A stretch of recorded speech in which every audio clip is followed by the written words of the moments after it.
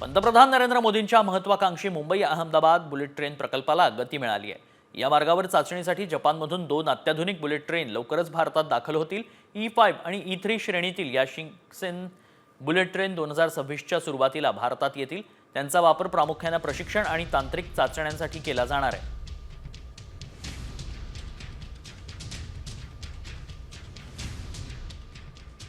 Mumbai Ahmedabad 505 kilometre bullet ट्रेनचा मार्ग आहे।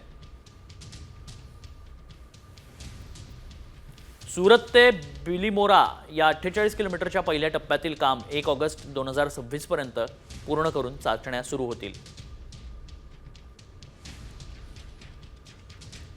बीकेसी आणि शेळफाटा दरम्यान 21 किलोमीटर बोगद्याचं कामही वेगाने सुरू आहे।